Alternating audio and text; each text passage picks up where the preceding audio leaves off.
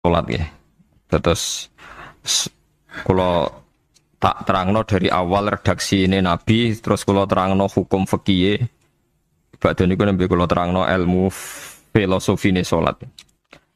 Ngendikane Kanjeng Nabi Muhammad sallallahu alaihi wasallam niku teng hadis sahih mutawatir niku as-sholatu khairun maudhu'un fa'aktsir aw aqillah. Kula balen malih. As-sholatu khairun maudhu'un fa'aktsir aw aqillah. Jadi sholat itu kebaikan yang sudah bawaannya dulu. Jadi sudah bawaannya sholat itu kebaikan. Maudhu itu sesuatu sing asli. Pokoknya sholat itu mesti apike. Sebab niku ngendikane Nabi cek kowe ngekeh-ngekehno jumlahe sholat, cek jumlahe napa sih? Dalam konteks artinya sholat fardu karuan nggih, kaifiyahe karuan, aturane karuan. Terus sholat ini wonten disebut an-naflul mutlak atau sunat mutlaqah. An-naflul mutlak atau sunat mutlaqah itu pantangannya hanya 3, enggak boleh ba'da subuh hatta tatlu asyamsu sampai srengenge 12 5 menit nggih. Wis pokoke meh dhuwur niku mboten angsal. Iku jenenge wektu napa? Zawal. Terus nomor 3 ba'da asar nganti napa? Surupe napa? Srengenge. Larangan 3 sholat ini bisa dibatalkan kalau ada sebab yang mukorin. Misalnya bar ngasar kok ana wong mati. Berarti kita angsal sholat napa? Jenazah. Utawa kowe bar subuh mlebu masjid terus dia wudu. Niku ana ulama sing darani tetap sholat tahiyat napa? Masjid. Mergo sebabe nggih dukhulul masjid. Jadi hanya ada pantangan niku wau. Niki rungokno tenan nggih. Nah, terus yang menjadi kontroversi mulai zaman ulama ngantos sak mangke itu kaifiyah kados traweh. Wis ora usah tersinggung niki ilmu. Teng riwayat-riwayat Bukhari Muslim, Nabi nu nak witir itu 9 di Nabi terus salam. Nah, sebagian riwayat Nabi memotong sholat itu sholatul laili masna berarti 2 8 terus 1 witir. Niki rungono tenan. Sehingga ketika ada sholat tarawih yang 4 rakaat tanpa tasyahud, sebetulnya secara fikih pasti kita sepakat sah. Karena kalau 4 rakaat tanpa tasyahud pertama, kenapa kita katakan sah? Karena Nabi malah pinten tasyahud awal itu wajib. Sampean yakin tasyahud awal wajib napa sunat? Sunat. Artinya khasnya hukum sudah masalah karena yang ditinggal artinya tasyahud awal yang kita yakin itu hanya sunnah. Tapi dasar ra cocok itu didadekno masalah kan. Dalile opo? Dalile ra cocok. Lah sing darani masalah padahal darani tasyahud awal iku sunnah. Wis salat zuhur tasyahud awal sunat atau wajib? Sunat. Nak sunat tuh khas ya, ditinggal batal lho ora? Mboten. Tapi nak sing ra cocok ya batal. Hukum ngono cocok ra cocok. Mboten iki kula terangno. Nah, tarawih itu yang kontroversi ini teng kitab Majmu' karangan Imam Nawawi. Ya akal-akalane tiang-tiang niku. Kula nganti sakniki kan mboten nate ngimami, tapi nggih tak kandhani imam. Pokoke niat ngakali pangeran, tapi pangeran bakali ya ora kena. Ngeten, ini dawuh Imam Syafi'i. Tarawih itu kalau terakhir kan pinten? 3 rakaat nggih. Yang terakhir witir 3 rakaat itu 2 rakaat sampean niate witir napa-napa? Witir. Setelah 2 rakaat sampean salam ndak? Salam. Itu menjadi sholat teraneh di dunia. Karena kue muni witir tapi jumlahnya 2. Nah, itu sholat teraneh napa di dunia. Terus sampean muni ngene, mboten Gus maksud kula niku 3 tapi lurus sih. Nanti ada. Karena tapi rakaatnya sehingga jangan kira engkau 2 tapi ini nanti 3. Nah, itu makanya setiap bilalnya atau matinya kan solu sunnatan rakaataini minal witri. Jadi diumumkan sholatlah 2 rakaat tapi yang 1 paket dengan cicilan witir. Lah itu lucu. Karena Anda sekali bilang itu witir berarti Anda bohong kan, nyatanya 2 rakaat. Tapi kritiknya Imam Syafi'i ini kan lucu. Imam Syafi'i yang imam kita tuh mengkritik itu sholat aneh kalau begitu. Sholat tuh kalau sudah salam itu dianggap sholat mustaqillah, sholat yang mandiri. Nggak bisa sholat kok berta'aluk dengan sholat setelahnya. Sholat itu kalau sudah dimulai takbir, diakhiri salam ya selesai dan menjadi sholat. Sebab itu seharusnya witir agak resiko ya orang rokaat langsung tasahud awal, engkau terus tambah sak rokaat. Kados mirip maghrib lah, mirip apa? Maghrib. Tapi itu kan masalahnya tidak populer juga. Nah itu. Akhirnya diakali wa shollu sunatan minal witri nggih. Temriki ono minal witri kan? Itu kalau diterjemahkan salatlah kalian paket witri. Bingung. Itu cara pangeran bingung tenan ngadepi. Nah, makanya itu dulu kadang yo muga-muga sepuro pangeran iki ora usah ngono. Jadi nak salat kayak nak cara Sayyidina Utsman itu memang beliau bilang 2 rakaat itu berdiri sendiri. Karena salat itu setiap 2 rakaat selesai. Setelah salam itu selesai. Nanti yang witir ya 1 itu. Makanya 2 itu ora usah ono witir-witiran cara Sayyidina Utsman. Muga Nabi dawuh wa autir bi wahidatin. Kemudian salat-salat Anda yang 2-2 itu ditutup witir. Berarti ya yang sholat kedua ya usolli sunatan ya biasa saja nafal mutlak, nggak usah nyinggung-nyinggung nopo witir. Oke. Loh ini penting sekali karena nyatanya ada witir kan. Jadi ini perlu sampean ketahui sholat itu memang banyak masalah di secara fikihnya karena tadi kalau sampean niat witir setiap sudah salam itu kan berarti selesai dan berdiri sendiri. Lah kok suwe-suwe nak rakaat sing terakhir batal lah berarti sing ngarepe melok batal. Mergo sak paket koyo capres mbek napa? Cawapres. Ya ora iso salat kok ono. Ah itu paham ya. Terus niku kaifiah salat. Di sampean memang ini niku rontok bener ya rontok ngawur dadi ngawurnya itu tadi wong salat niku mustaqil lah setelah ditutup salam selesai kok bergantung. Hanya nasib 2 ini kan bergantung setelahnya kan, mana ada sholat kok sudah ditutup berkaitan. Mulane kula niku nak witir ya ora tau tak niati witir. Mun kula ora cocok mbek pengumuman niku ora pati cocok. Tapi kan kula makmum, ora malek dihisab kan cara salah yes.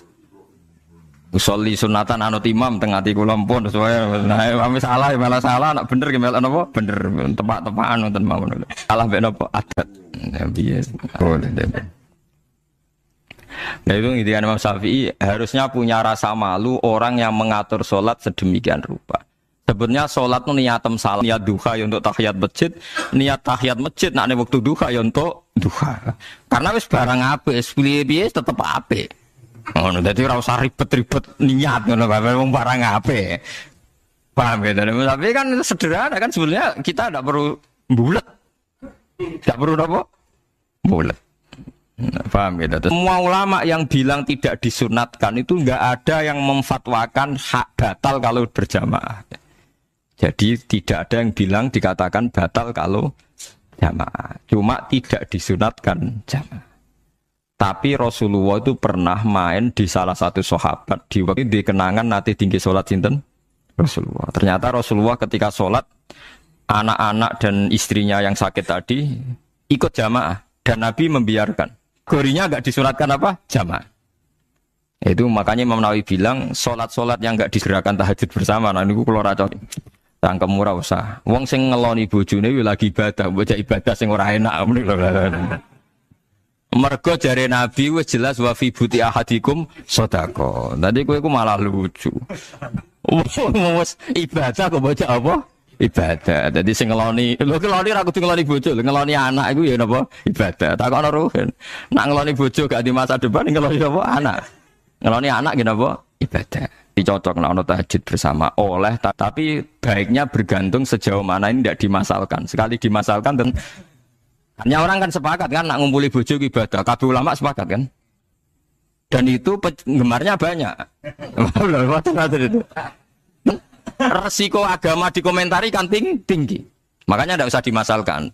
Sing kelon ya keben, sing turu gitu apa? Keben karena turu ki ibadah kan. Ama wali. Saking seneng ibadah nganti janggal. Ono gak wali sing makome kaya aku. Ditudono wali sing sauri-uripe turu kecuali salat fardu. Iku mali sing setingkat kowe.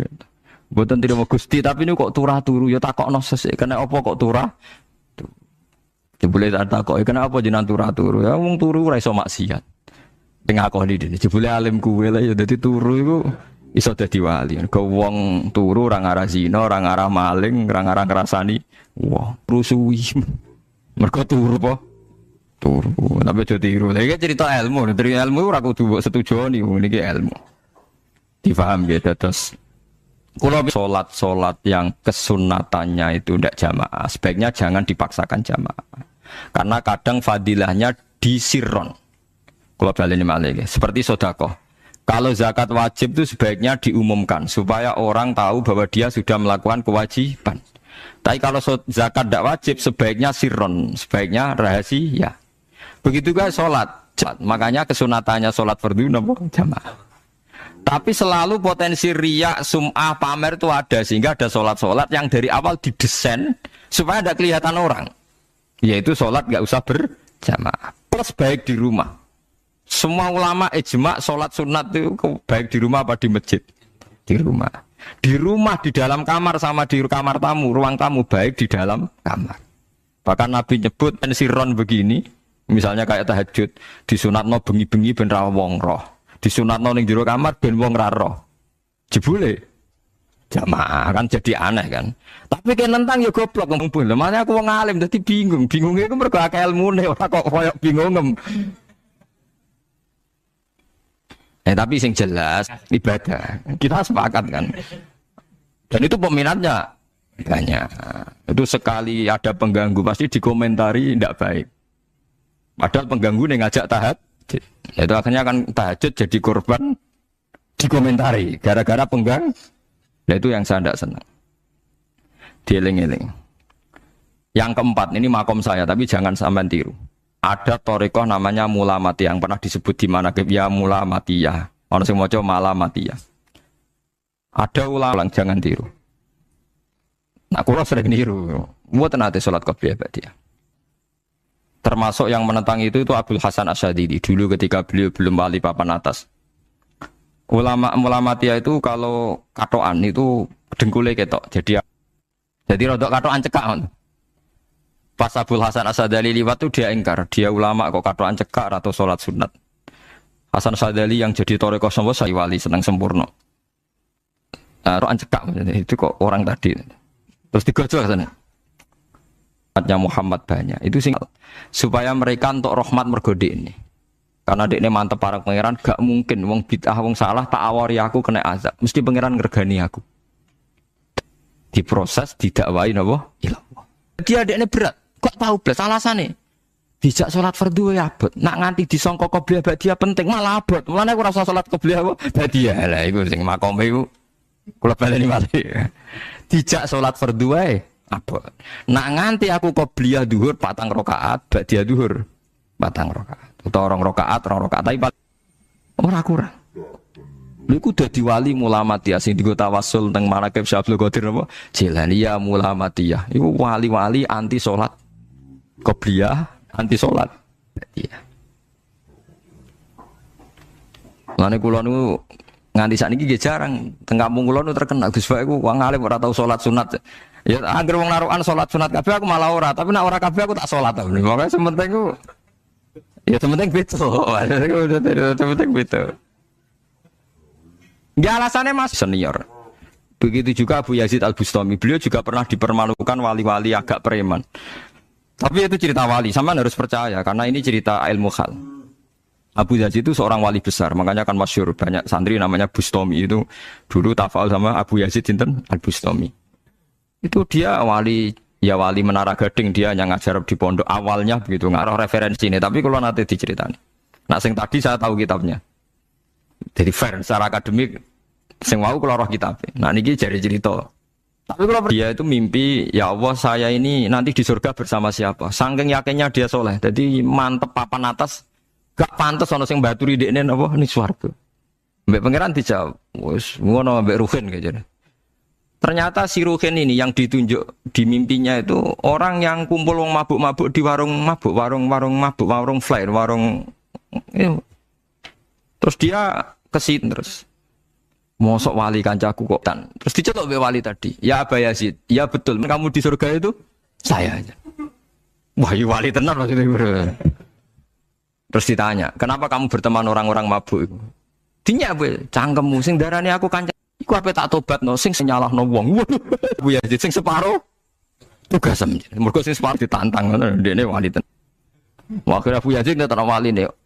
Akhirnya umatku hadza Abu Yazid. Iku Abu Yazid wali wah. Delok wajah itu. Delok wajah langsung tobat. Makanya ini dua beliau itu akhirnya berteman apa di surga. Ya kayak milih wali sing kayak Abu Yazid atau sing. Nah menurut saya artinya para habaib Maulad Dawilah. Maulad Dawilah itu termasuk habib yang kastanya sepuh. Itu Sayyid Umar Hafid itu sering main di sana di kampung Maulad Dawilah. Ini kok nggak modelnya nggak buat nanti sholat sunat.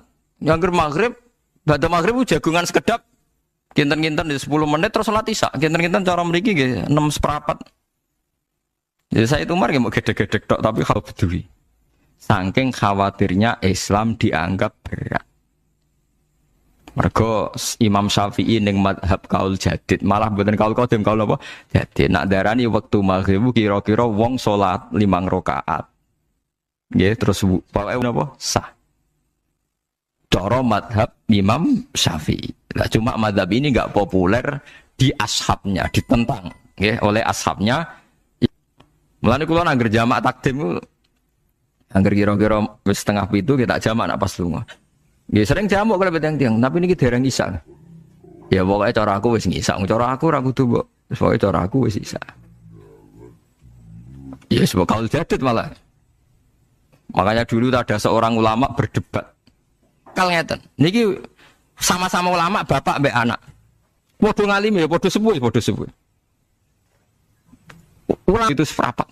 Gawe biasanya ana kembarane, jadi ana tandingane. Jadi lucu ulama kok jadi. Ulama ya kadang ya lucu.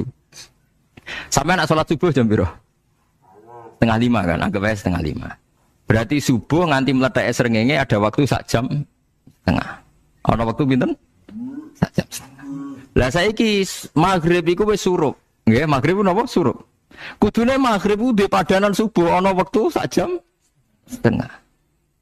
Apa dia setuju? Entah emego abang tenan dia naik sak jam setengah malah dia nak santrine adzan jam itu ngamuk, cung paling cepet 7:30. Perkara dia cara berpikir maghrib sih, ya ana sak jam setengah jatahe maghrib. Jadi akhirnya santrine nak adzan di 7:30, 7:30. Nak jam itu diamuk tenan. Nak Maulad Dawilah wali 6 seperempat wis isa. Perkarane. Lah iku ulama. As-sholat khairun maudhu'un, asal sholat itu mesti napa apik. Ya asma. Apakah boleh witir hanya 1 rakaat? Ini witir namung 1 rakaat. Ya ora ono ndase, ora ono gurine 1 rakaat fakot. Iku witir sejati, paham? Witir napa sejati. Pak, mergo tak akali Gus kenapa nak witir sitok? Lah manu sak urip-uripe sahabat terkenal. Niku mboten nate witir luwih kok sitok, iki 1 rakaat tok. Fihal Quran dadi 1 rakaat tapi khatam Quran. Nganggo 3 rakaat. Dari Imam Syafi'i itu gak mungkin sing witir tetap sing guri sitok. Mergo sing loro tetap salatun musa salatu jami'ah ya. Allah ulama semoga aku saiki salat sudah disalami punya status kan. Salat saya gantung. Salat setelahnya. Lalu gunanya salam. Wis disalami umpama kowe ngentut ya salate sah umpama iso. Jadi mulane jadi kontroversi. Tapi ya apik bantah-bantahan sholat ya apik, bantah-bantahan barang apik. Jadi bangke bantah-bantahan iki ayundi malah perkara kan, malah mari fitnah. Ulama iki mboten wajar. Terutama pas napa inna sholati wa nusuki wa mahyaya wa mamati lillahi rabbil alamin. Terus salatku, ngibadahku, matiku, uripku namung kersane Allah. Utawa namung kangge Allah. Karena ini menjadi filosofi sing dadekno salat mari ahlil jannah. Jadi kita nak salat mesti ahlil jannah. Wong qad aflah, teman-teman bejo wis mesti bejane. Sampeyan ora usah wedi suul khotimah. Niku waswase setan. Mboten enten suul khotimah. Setan niku pancen aku mbok weden-wedeni suul khotimah yo gawe wae aku siap dadi pangeran. Yo ora pangeran kok. Ono kiai pemuja setan kula ora seneng setan godane ngene kiai ra mesti selamat, wong top-top ra mesti selamat. Itu namanya memuji setan karena dia nganggap setan itu salat. Berarti kowe gagal. Karo dene nek kowe kepengin menungso sesat kabeh ya sesatno wae ora usah meden-medeni jare kowe kondang kok trimo ngono-ngono tok ae. Bedene ya ora tingkat dia enggak salat semua kan zina setan.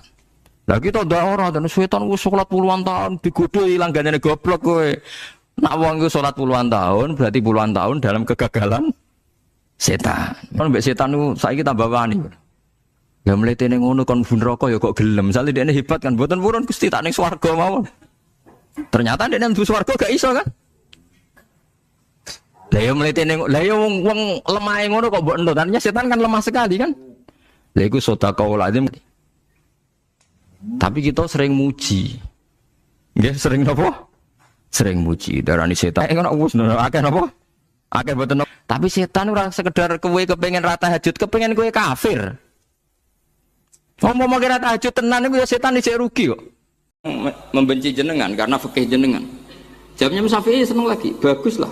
Nak enggak seneng saya pasti enggak pernah ngutang saya. Coba kalau kamu seneng juta besar itu pasti minta tolong. Mau masuk apa saja lah. Tapi kalau benci Pak Duta besar pasti malu kan minta tolong. Untung mana kamu dibenci orang sama disenangi orang. Karena kalau dibenci orang yang benci itu pasti tidak utang kamu, tidak ngerepoti kamu, tidak senang. Jadi Imam Syafi'i itu ngadepi dunia itu enteng saja, diberitahu itu orang itu nggak suka kamu gini-gini. Ya bagus lah.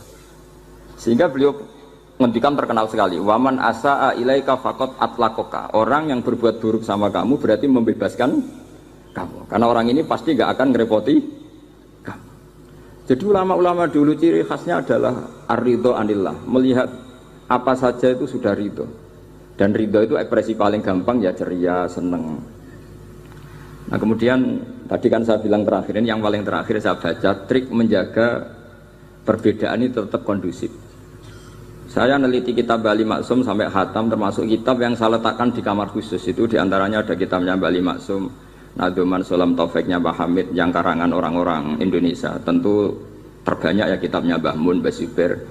Bahkan saya masih punya catatan tangan tulisannya Mbah Hasyim Asy'ari karena beliau pernah nyurati buyut saya ketika khatam Sahih Muslim yang keluarga Kudus. Terus banyak lah saya punya, termasuk saya punya tulisan tangannya Kiai Fakih Mas Gumambang, gurunya Mbah Zubair. Saya memang dokumenter kitab sehingga saya maaf sekali kalau pidato umum itu memang saya tidak keahlian saya. Karena itu harus dobes, itu tidak keahlian ulama, dobes itu tidak keahlian ulama.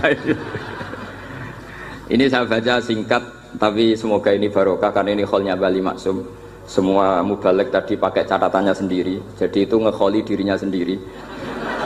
Ini saya pakai orisinil kitabnya Bali Maksum.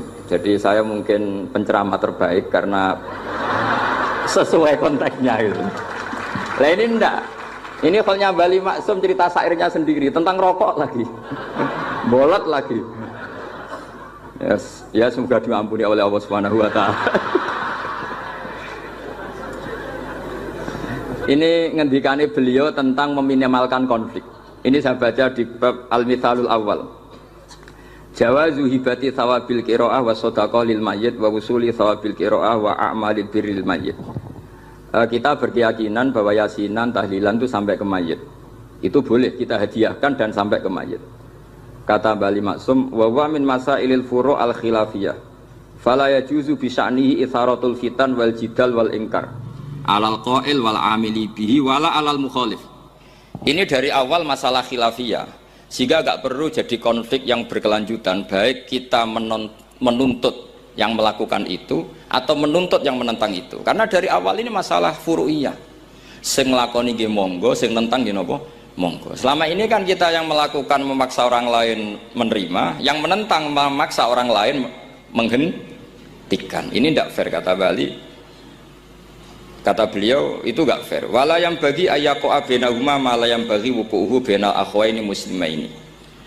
Kata beliau, wala in kana lil mani'i mustanadun fa inna li ghairihi mustanadan kadzalik. Kalau yang melarang tahlilan, melarang yasinan dikirimkan ke mayit itu punya mustanad, punya sanad, yang bagi yang membolehkan juga punya sanad. Kalau ada kiai yang kalau pidato nangis itu sanadnya banyak dan benar, tapi yang uraan kayak Pak Duta Besar juga banyak. Semuanya ada sanad. Jadi kata beliau sederhana saja, kalau al-maniun, orang yang menolak itu punya sanad, kita yang membolehkan juga punya sanad. Tapi kata beliau dengan enteng, dengan ceria, ini masalah furu'iyah, nggak perlu jadi itsaratul fitan wal jidal wal khisam. Kata beliau nggak perlu jadi perdebatan. Makanya pesan saya sama santri-santri kerap ya, sebetulnya masalah kita ini tercerabut dari ilmu. Coba dari awal Anda katakan yang tidak kunut itu Abu Hanifah, yang kunut itu Imam Syafi'i. Maka melihat orang tidak kunut itu keren karena Al-Hanafi, pengikut mazhab Hanafi. Yang kunut juga keren karena pengikut mazhab Syafi'i. Tapi kita tidak, di zaman akhir kunut dan tidak kunut ini jadi politik identitas. Sehingga yang nggak kunut itu Muhammadiyah misalnya, yang kunut itu NU. Mana ada Basim Asy'ari sebagai mujaddid atau mujtahid yang mengharuskan kunut, atau Mbah Ahmad Dahlan yang melarang apa? Kunut. Wong dua beliau sama-sama pernah ngaji Syekh Khotib Minangkabau, pernah ngaji Mbah Mahfud ketika di Mekah. Jadi cobalah ilmu itu diperkuat sehingga kita mengatakan kunut adalah sunat menurut Imam Syafi'i, tidak sunat menurut mazhab Abu Hanifah. Sehingga enak sekali karena kita berdasar ilmu. Menyangkut sawabul kiroah atau sawabu amalil khairi, apakah sampai ke mayat apa enggak, ini kata beliau, kata Mbah Ali Maksum, beliau justru menukil Ibnu Taimiyah yang notabene sering dipakai dalil para orang-orang sana. Saya tidak tahu itu orang sana, itu Pak Duta itu yang tahu itu. Itu kalau ini mirip kitab Said Muhammad. Jadi Said Muhammad itu kalau istidlal sering pakai Ibnu Taimiyah karena itu yang dipakai mereka. Tapi ternyata Ibnu Taimiyah, qala Ibnu Taimiyah innal mayyit yantafi'u bi qiraatil Qur'an kama yantafi'u bil ibadah al maliyah minas shadaqah wa nahwiha. Terus faqala Ibnu Qayyim fi kitabir ruh afdalu ma yuhda ilal mayyit as-shadaqah wal istighfar wa du'a lahu wal hajju anhu. Artinya gini, kita sekarang ini tidak pernah kayak Bali Maksum pakai dalil jawazu ihda lil mayyit itu berdasar Ibnu Taimiyah dan Ibnu Qayyim. Kita seakan-akan Ibnu Taimiyah itu orang yang pasti melarang itu. Sehingga kita itu terus mengatakan sing nyunatno tahlilan ku sapa? Mbah Hasyim atau Mbah Fakih atau siapalah. Meskipun riwayat ini mukhtalifah dari Mbah Hasyim. Pertanyaannya adalah terus kesannya yang membolehkan itu hanya kiai lokal itu, kiai nasional itu. Padahal zaman Bali sudah mengajarkan kita yang membolehkan ihda'u a'malil khairi ilal mayyit, yang membolehkan hadiah Yasin, Fatihah, tahlil ke mayit itu adalah orang sekaliber Ibnu Taimiyah dan Ibnul Qayyim. Sehingga dengan kita pakai ilmiah yang diterapkan Bali Maksum, kita ini merasa orang keren, orang global, orang yang keren lah. Karena guru-guru kita Bali Maksum, Mbah Hamid biasa mentahlili, Mbah Munawir semua mentahlili guru-gurunya. Di level ulama global ada Ibnu Taimiyah dan Ibnul Qayyim. Tapi karena kita tidak baca, seakan-akan tahlilan itu hanya tradisi lokal yang tidak di ACC, tidak disetujui ulama kelas internasional. Padahal di sini jelas diceritakan Ibnu Taimiyah berpendapat qiraatul Quran yang dihadiahkan ke mayit atau tahlil itu boleh. Jadi ini sangat penting supaya orang itu pakai tradisi ilmu. Saya pernah ngaji sama Mbah Mun, diberitahu kalaupun Rasulullah pernah kunut sekali, biasanya perdebatan kan oke, Rasulullah pernah kunut tapi ahyanan. Pertanyaannya adalah setiap Nabi pernah melakukan sesuatu itu akan menjadi sunnatan mutaba'ah apa enggak? Tentu jawabannya iya. Nabi meskipun melakukan kunut andekan hanya sekali, tapi karena pernah dilakukan Nabi, maka kebaikan ini akan menjadi sunnatan muttaba, sunnat yang harus kita ikuti terus atau boleh kita ikuti terus. Jadi nggak boleh misalnya Rasulullah itu puasa Senin Kemis juga ahyanan, tidak selalu. Rasulullah itu tofa rokiban juga ahyanan, bukan selalu. Tapi apa saja yang pernah dilakukan Nabi maka berstatus itu akan sunnat ila yaumil kiamah. Sehingga agak bisa misalnya di hadis itu ahyanan, kemudian kamu beristidlal ini boleh dilakukan hanya ahyanan karena Nabi juga melakukan hanya ahyanan. Tidak bisa seperti itu. Sekali Nabi pernah melakukan itu dan tidak dibatalkan lewat nasah mansuh, maka kesunatan itu ila yaumil kiamah. Sehingga Imam Syafi'i cara berpikir meskipun Nabi kunut ahyanan, kalaupun itu ahyanan tentu kunut itu akan sunat ila yaumil kiamah. Bagi yang tidak mensunatkan monggo, itu ada Abu Hanifah. Makanya kata Mbah Maksum, kata Mbah Ali Maksum di sini diberi muqaddimah, wa wa min masailil furu' al khilafiyah fala yajuzu bi sya'nihi itharatul fitan wal jidal wal ingkar alal qail wal amili bih wala alal mukhalif Jadi kita sendiri disarankan beliau, kamu juga gak usah nantang debat sama mukhalif, karena dari awal sudah masalah-masalah yang apa? Khilafiyah. Lalu terakhir pilihan-pilihan, terus kemudian tetap memancing polemik. Saya mau cerita lucu di Ihya. Ihya yang katanya kitab sakral itu ya punya sisi lucu, sisi unik.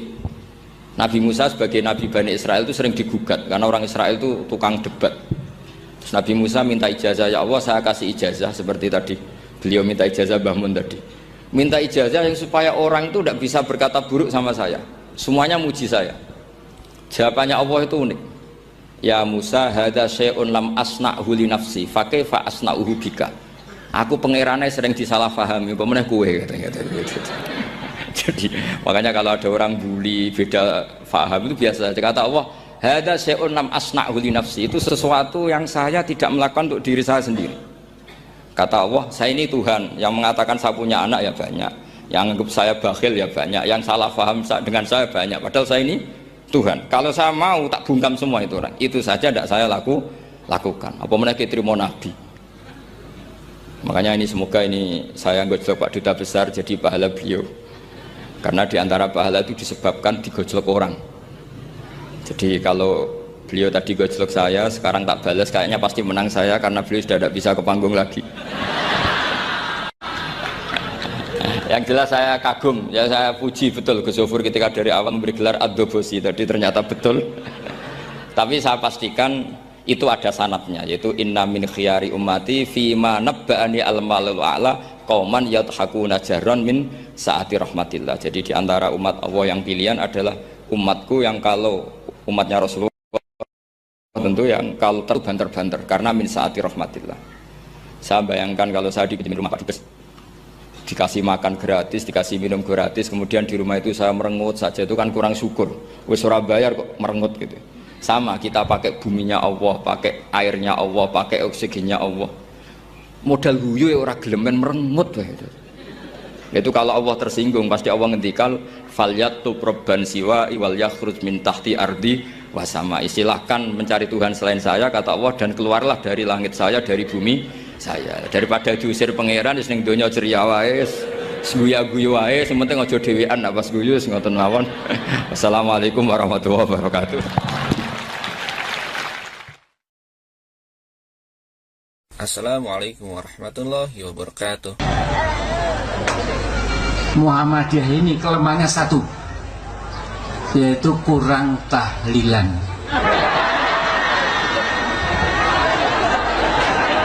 Ini saya betul-betul mengajak kita tingkatkan tahlilan kita. Cukup malah debat tahlil hukumnya piye. Ya tahlil kalimat thayyibah hukumnya ya apa? Anak pitung dina tradisi Buddha ya pitung dinane tradisi Buddha kalimat tetap kalimat thayyibah. Tapi misalnya ono sing ra gelem tahlil ya ora apa-apa, sing penting tetep nglafadzno kalimat cuma ra seneng dinane pitu. Ya gawe 8. Nah, misalnya gedeng pitu ya gawe 8 kan gampang. Nah gedeng pitu, gedeng 8 ya gawe siji, sementing ora anti kalimah thayyibah, mau anti modele. Ya ndak apa-apa, kowe kudu cocok ndak cocok biasa. Ini ilmu semuanya bebas. Ilmu itu wilayah pangeran. Artinya wilayah pangeran nanti yang uji itu kamu pangeran, ngapain debat kamu sekarang? Kita sering kritik Wahabi, kita juga sering dikritik Wahabi, biasa saja. Saya sering ketemu ulama Wahabi, saling menghormati nggak apa-apa. Meskipun saling kritik, ya gejol-gejolkan ya biasa, nggak masalah. Orang alim mulai dulu kritik-kritikan biasa. Imam Syafi'i sama gurunya sering gejol-gejolkan. Pas atas nama orang alim ya gejol-gejolkan. Dulu itu Mbah Hasyim Asy'ari sering gejol-gejolkan sama Ki Fakih Mas Kumambang, sama-sama orang alim. Ya murid sama guru. Karena ilmu itu memang apa ya? Kayak iya kayak enggak. Nah, yang ilmu absolut pasti sepakat. Misalnya tadi, apa kalimat thayyibah itu selalu baik? Pasti selalu baik. Ya sudah. Lah nanti cara kaifiyah melafatkan itu orang yang bisa berdebat. Baiknya dilafatkan kapan ya? Ya baik terus. Tapi selalu ada pantangan. Misalnya di kamar mandi. Saat jima misalnya. Itu kan pantangan-pantangan secara etika. Apa? Pantangan-pantangan apa? Tapi kalau ilmu sebagai ilmu itu biasa dulu. Ulama-ulama berbeda itu. Kalau gejol-gejolkan ya ulama dulu itu lucu. Misalnya sama tak beda. Andai kan kamu jadi kiai. Kira rasa-rasaan jadi kiai. Baik mana anak-anak kecil di waro kamar wong tua apa dipisahkan. Andai kan kamu punya pondok, milih mana? Anak kecil disamakan kangkang besar apa dipisah? Mau jawab, ki milih ndi? Diwarna apa dipisah? Dipisah. Nah, kowe hen. Dipisah. Lu akeh sing dipisah. Ada yang bilang diwarna. Kalau diwarna itu memang kalau dipisah itu resikonya sing kecil mentali cilik terus, mergo ora ono sing didik sing tuwa. Nak diwarna kadang sing cilik, sing tuwek kan suwaya rabi men bakas rabi, cilik katut bakas rabi bahaya. Utawa sebalike sing cilik melok main game, sing tuwek melok main game mergo katut cah cilik. Lha iku jenenge istihad, sama-sama apa? Sama-sama apa? Mungkin. Sehingga dulu itu pernah ada wali itu karena sholat jamaah itu di shaf akhir. Yang shaf awal wali karena sering shaf awal. Yang shaf akhir ya ada yang jadi wali. Yang shaf awal nggak terima. Kenapa kamu jadi wali padahal kalau sholat di shaf akhir? Jawabnya, saya itu malu sama Allah. Kok kepedean betul kok di depan. Tapi gak jadi niru ya. Gimana cerita ya? Cek pede ini enggak ngarep.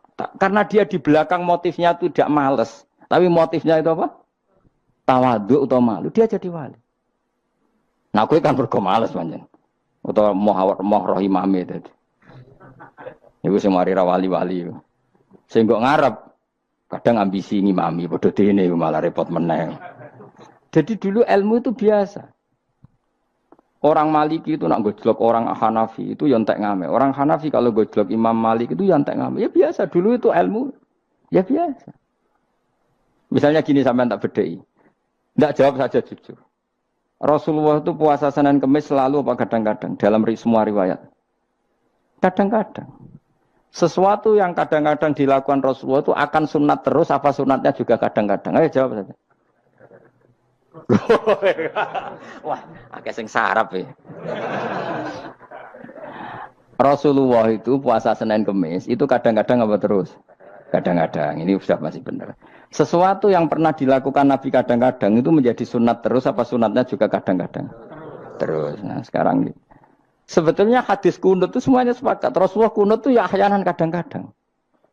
Nah sesuatu yang pernah dilakukan Nabi kadang-kadang itu akan menjadi sunat terus ila yaumil. Maka Imam Syafi'i milih kunut terus. Abu Hanifah enggak. Bahaya kalau sunat kok dilakukan terus. Nanti dikira wajib. Sehingga Abu Hanifah tidak kunut. Dan itu ya biasa ketemu Imam Syafi'i kalau sholat di masjid Abu Hanifah itu tidak kunut. Ketika ditanya ikroman di hadal madhab, saya menghormati madhab. Orang Hanafi kalau main ke rumahnya Imam Syafi'i ya kunut ya biasa dulu. Sekarang kunut dan kunut jadi politik identitas. Ini kunut sebelah ini mesti ini enggak kunut sebelah yang dulu itu enggak. Saya sampai sekarang enggak pernah tahu kunut itu tradisi ormas mana, sampai sekarang enggak ada tahu. Karena saya orang alim tahunya kunut madhab Syafi'i, enggak kunut madhab Hanafi. Dan itu sebelum tahun 12 dan 26 mazhab itu. Sudah tahu toh maknanya? Mazhab itu sebelum tahun 12 dan tahun 26. Jelas? Kok orang paham? Jadi dulu lama ya biasa perdebatannya gitu. Apakah sesuatu yang pernah dilakukan Nabi secara ahyanan itu sunat terus apa sunatnya juga ahyanan sekali tempo? Jawabannya apa? Terus. Tapi kalau terus bahaya nanti yang sunat dikira wajib. Nah, yang berpikir gitu Abu Hanifah, yang berpikir terus Imam Syafi'i. Ya sudah akhirnya jadi seperti ini. Dulu itu enggak jadi politik identitas, saling menghormati. Imam Syafi'i itu Abu Hanifah sudah kabundut. Pernah sholat di masjid Abu Hanifah enggak kunut. Ketika ditanya ikroman li hadzal madhab, saya menghormati madhab ini. Entah angen-angen nak kunut terus enggak dikira wajib. Orang-orang Hanafi kalau ke rumahnya Imam Syafi'i di komunitasnya juga kunut. Ya sudah biasa dulu seperti itu. Makanya kita ini harus ngaji. Dulu itu biasa ulama gejol-gejolkan perkara madhab kayak yang saya contohkan tadi. Orang yang membatalkan puasa lewat jima itu kan sanksinya berat. Sanksi ini karena jima apa karena hadku hormati Ramadan biuri usrin syar'iyyin, merusak kehormatan Ramadan tanpa uzur syarak. Cara Imam Malik karena merusak Ramadan tanpa uzur syarak sehingga enggak jima pun hukumnya sama. Yaitu misalnya makan tanpa uzur ya hukumnya sama. Kenapa sama? Jima istri hukumnya apa? Halal apa haram? Halal. Makan halal. Maka kalau itu kamu lakukan fina hari Ramadan, siang-siang Ramadan tanpa uzur syarak, maka sanksinya sama-sama berat karena dianggap melecehkan kehormatan Ramadan. Cara Imam Syafi'i enggak, jima sama makan mulai dulu beda. Kamu makan wajib mandi enggak? Enggak, kalau jima wajib. Kan beda. Ya beda itu enggak sama. Ya sudah, Imam Syafi'i memberi sanksi berat untuk jima, untuk makan tidak. Wong padha pintere kan yo penak. Penak kan? Sing ora penak iku padha gobloke, padha sok pintere. Lah iku debate ra barbar iku. Padha gobloke, nak debat padha sok pintere. Wis naudzubillah min dzalik. Kulo nek debate wong malah kudu guyu. Malah melok goblok, ngrungokno tok malah melok goblok. Wong debat agama kok gak ono referensi, ra ono kitabe. Amen muni menurut saya. Memangnya Anda penting dalam wali ora, ulama ora kok debat agama muni menurut. Memangnya Anda mujtahid? Kudune gak menurut kitab yang saya baca dalam mazhab Syafi'i kitabnya ini begini. Sing sitok bantah dalam mazhab Maliki kitabnya ini. Wah itu keren. Aku teko ning majelis ini. Debat menurut saya. Emangnya Anda siapa? Nabi ndak, wali ndak, ulama ndak. Kok mau agama menurut Anda? Wis wargane ora mesti kok ape. Makanya dibiasakan pakai referensi, pakai sanad. Agama ini butuh sanad. Inna hadzal ilma dinun fanzuru amman ta'khuduna dinakum. Lihat di Muqaddimah Sahih Muslim. Agama ini ilmu, ilmu ini agama. Maka lihatlah ilmu itu kamu ambil dari mana? Saya itu kalau sudah belajar tafsir misalnya, karena itu sesuatu yang saya tekuni. Saya belajar tafsir tidak lazim ya, tidak pakai kitab tafsir terus, tidak. Seringnya pakai fikih. Ya karena saya punya guru Mbah Maimun adalah putra Ki Zubair Al-Faqih. Saya punya guru bapak saya sendiri, punya guru-guru wali. Jadi saya ini punya jalur ulama, punya jalur wali. Sehingga kemungkinannya saya itu kalau nggak ulama ya wali, atau gaduh-gaduh nggak jelas itu karena saking banyaknya. Dalam ilmu yang diajarkan Mbah Mun, diajarkan tentu beliau punya sanad ke Said Alawi sampai Rasulullah, atau lewat Mbah Karim, Mbah Hasyim juga sampai Rasulullah. Yang jelas gak lewat duta besar karena ini mengkotek itu bahaya kalau sanad lewat apa? Duta besar itu. Sanadnya begini. Ada riwayat yang ditulis kitab Ihya, juga ditulis kitab Khilyatil Auliya, itu memang yang menopang perilaku duta besar tadi. Inna min khiyari umati qauman yadhakuna jahron min saati rahmatillah. Itu dalam kitab Khilyatul Auliya redaksinya malah inna min khiyari umati fi ma nabba'ani al-mala'ul a'la.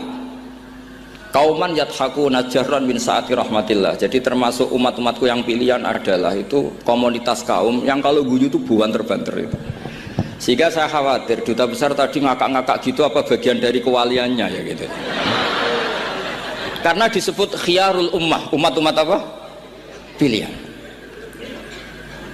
Meskipun kayaknya enggak juga, tapi ini cerita saja kan. Jadi inna min khiyari ummati fi ma nabba'ani al-malul a'la qauman yadhakuna jahran min saati rahmatillah. Lalu saya mikir kenapa itu jadi khiyarul ummah. Bali itu masyhur seneng guyon. Mbah Mun ya masyhur seneng guyon. Bapak saya seneng guyon. Saya dulu itu iskal, ada kaji itu terkenal agak punya will itu. Ya agak maksiat agak ceritanya. Ini agak katut juta besar tadi, makanya saya ngomong perempuan. Kaji itu agak ada gosip suka will. Ketika Mbah Mun ketemu bapak saya itu bilang begini, "Lho Nur, bapak saya namanya Rosalim. Apa iku ayu kok nganti kajiku seneng?" "Lho ayu, Mbah." Bakasan itu tentang ayu. Saya dulu iskal kenapa Kiai bakas wong ayu gitu. Tapi setelah saya tambah alim, tambah tahu itu. Sampai harus ikrar memang tambah alim, paham itu artinya tambah alim. Akhirnya Mbah Mun cerita gini. Nah aku kefikian malah jadi qadzaf. Jadi qadzaf misalnya gini, Anda terlalu Islam serius, pasti komentarnya gini. Kaji kok demenan. Kaji kok katut wedoan. Serius tapi akhirnya menabrak satu aturan yang dilarang Allah Subhanahu wa taala. Itu kalau kamu menuduh zina jadi qadzaf, kalau kamu bilang kaji kok katut wedok jadi suudzon. Maka bahasan yang netral adalah lho ayu kok nganti katut. Ayu Mbah, iya ya wajar wong ya mesti katut wong ayu gitu. Itu filosofi. Jadi di balik guyon itu ada trik untuk menghindari ke fikih atau ke ketentuan fikih yang salah. Yaitu kalau kamu kejebak ekstrim, kaji kok seneng wong ayu, kaji kok demenan, maka berarti Anda qadzaf. Qadzaf itu menuduh orang lain yang enggak jelas apa buktinya. Maka guyon ini satu-satunya cara menghindari kesalahan yang lebih fatal. Sehingga di sini dibutuhkan kemampuan seni mengelola agama supaya agama ini tetap ceria. Saya berkali-kali cerita kalau ngaji, Imam Syafi'i itu kalau ditanya, diberitahu orang yang nyium tangan jenengan, yang di depan jenengan itu hormat, itu di luar ngerasani jenengan, bully jenengan. Jawabnya Imam Syafi'i itu tertawa-tawa. Baguslah, berarti saya wibawa, di depan saya buktinya tidak berani. Kata. Jadi enteng saja. Dijawab enteng saja. Baguslah, berarti saya wibawa. Nyatanya di depan saya tidak berani. Tapi banyak orang membenci jenengan karena fikih jenengan. Jawabnya Imam Syafi'i seneng lagi. Baguslah, nggak seneng saya pasti nggak pernah ngutang saya. Coba kalau kamu seneng duta besar itu pasti minta tolong. Mau masuk apa saja lah. Tapi kalau benci Pak Duta besar pasti malu kan minta tolong. Untung mana kamu dibenci orang sama disenangi orang. Karena kalau dibenci orang yang membenci itu pasti tidak utang kamu, tidak ngerepoti kamu, tidak senang. Jadi Imam Syafi'i itu ngadepi dunia itu enteng saja, diberitahu itu orang itu nggak suka kamu gini-gini. Ya bagus lah. Sehingga beliau ngendikan terkenal sekali. Waman asa'a ilaika faqad atlaqaka. Orang yang berbuat buruk sama kamu berarti membebaskan kamu. Karena orang ini pasti nggak akan ngerepoti kamu. Jadi ulama-ulama dulu ciri khasnya adalah ar-ridho anillah. Melihat apa saja itu sudah ridho. Dan ridho itu ekspresi paling gampang ya ceria, seneng. Nah kemudian tadi kan saya bilang terakhir ini yang paling terakhir saya baca trik menjaga perbedaan ini tetap kondusif.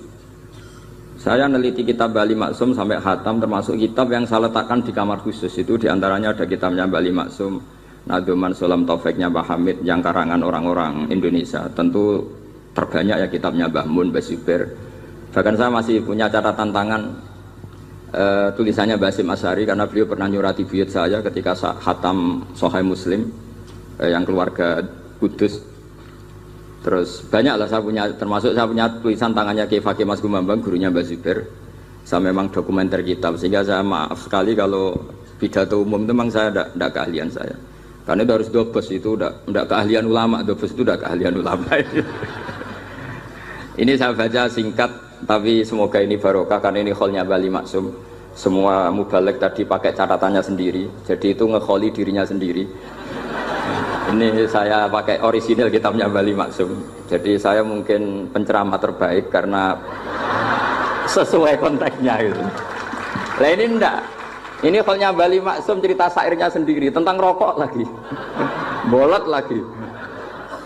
Yes. Ya semoga diampuni oleh Allah Subhanahu wa taala. Ini ngendikane beliau tentang meminimalkan konflik. Ini saya baca di bab Al-Mithalul Awal. Jawazu hibati thawabil qiraah wa shadaqah lil mayyit wa wusuli thawabil qiraah wa a'malil birril mayyit. Kita berkeyakinan bahwa yasinan, tahlilan itu sampai ke mayit. Itu boleh kita hadiahkan dan sampai ke mayit. Kata Bali Maksum, wa wa min masailil furu' al khilafiyah. Fala yajuzu bi sya'nihi itharatul fitan wal jidal wal inkar. Alal qail wal amili bihi wala alal mukhalif. Ini dari awal masalah khilafiyah. Sehingga gak perlu jadi konflik yang berkelanjutan, baik kita menuntut yang melakukan itu atau menuntut yang menentang itu. Karena dari awal ini masalah furu'iyah. Sing nglakoni nggih monggo, sing nentang nggih napa? Monggo. Selama ini kan kita yang melakukan memaksa orang lain menerima, yang menentang memaksa orang lain menghentikan. Ini tidak fair kata Bali. Kata beliau itu gak fair. Wala yang bagi ayaqa bainahuma ma la yang bagi wuquhu bainal akhwaini muslimaini. Kata beliau wala in kana lil mani'i mustanadun fa inna li ghairihi mustanadan kadzalik. Kalau yang melarang tahlilan, melarang yasinan dikirimkan ke mayit itu punya mustanad, punya sanad, yang bagi yang membolehkan juga punya sanad. Kalau ada kiai yang kalau pidato nangis itu sanadnya banyak dan benar, tapi yang uraan kayak Pak Duta Besar juga banyak. Semuanya ada sanad.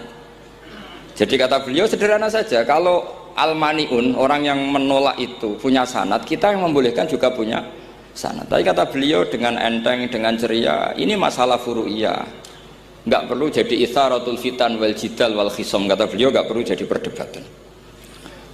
Makanya pesan saya sama santri-santri kerap ya, sebetulnya masalah kita ini tercerabut dari ilmu. Coba dari awal Anda katakan yang tidak kunut itu Abu Hanifah, yang kunut itu Imam Syafi'i, maka melihat orang tidak kunut itu keren karena Al-Hanafi, pengikut mazhab Hanafi. Yang kunut juga keren karena pengikut mazhab Syafi'i. Tapi kita tidak, di zaman akhir kunut dan tidak kunut ini jadi politik identitas. Sehingga yang nggak kunut itu Muhammadiyah misalnya, yang kunut itu NU. Mana ada Basim Asy'ari sebagai mujaddid atau mujtahid yang mengharuskan kunut, atau Mbah Ahmad Dahlan yang melarang apa? Kunut. Wong dua beliau sama-sama pernah ngaji Syekh Khotib Minangkabau, pernah ngaji Mbah Mahfud ketika di Mekah. Jadi cobalah ilmu itu diperkuat sehingga kita mengatakan kunut adalah sunat menurut Imam Syafi'i, tidak sunat menurut mazhab Abu Hanifah. Sehingga enak sekali karena kita berdasar ilmu. Menyangkut sawabul kiroah atau sawabu amalil khairi, apakah sampai ke mayat apa enggak, ini kata beliau, kata Mbah Ali Maksum, beliau justru menukil Ibnu Taimiyah yang notabene sering dipakai dalil para orang-orang sana. Saya tidak tahu itu orang sana, itu Pak Duta itu yang tahu itu. Itu kalau ini mirip kitab Said Muhammad. Jadi Said Muhammad itu kalau istidlal sering pakai Ibnu Taimiyah karena itu yang dipakai mereka. Tapi ternyata Ibnu Taimiyah, qala Ibnu Taimiyah innal mayyit yantafi'u bi qiraatil Qur'an kama yantafi'u bil ibadah al maliyah minas shadaqah wa nahwiha. Terus faqala Ibnu Qayyim fi kitabir Ruh afdalu ma yuhda ilal mayyit as-shadaqah wal istighfar wa du'a lahu wal hajju anhu. Artinya gini, kita sekarang ini tidak pernah kayak Bali Maksum pakai dalil jawazu ihda lil mayyit itu berdasar Ibnu Taimiyah dan Ibnu Qayyim. Kita seakan-akan Ibnu Taimiyah itu orang yang pasti melarang itu. Sehingga kita itu terus mengatakan sing nyunatno tahlilan ku sapa? Mbah Hasyim atau Mbah Fakih atau siapalah. Meskipun riwayat ini mukhtalifah dari Mbah Hasyim. Pertanyaannya adalah terus kesannya yang membolehkan itu hanya kiai lokal itu, kiai nasional itu. Padahal zaman Bali sudah mengajarkan kita yang membolehkan ihda'u a'malil khairi ilal mayyit, yang membolehkan hadiah Yasin, Fatihah, tahlil ke mayit itu adalah orang sekaliber Ibnu Taimiyah dan Ibnu Qayyim. Sehingga adekan kita pakai ilmiah yang diterapkan Bali Maksum, kita ini merasa orang keren, orang global, orang yang keren lah. Karena guru-guru kita Bali Maksum, Mbah Hamid biasa mentahlili, Mbah Munawir semua mentahlili guru-gurunya. Di level ulama global ada Ibnu Taimiyah dan Ibnu Qayyim. Tapi karena kita tidak baca, seakan-akan tahlilan itu hanya tradisi lokal yang tidak di ACC, tidak disetujui ulama kelas internasional. Padahal di sini jelas diceritakan Ibnu Taimiyah berpendapat qiraatul Quran yang dihadiahkan ke mayit atau tahlil itu boleh. Jadi ini sangat penting supaya orang itu pakai tradisi ilmu.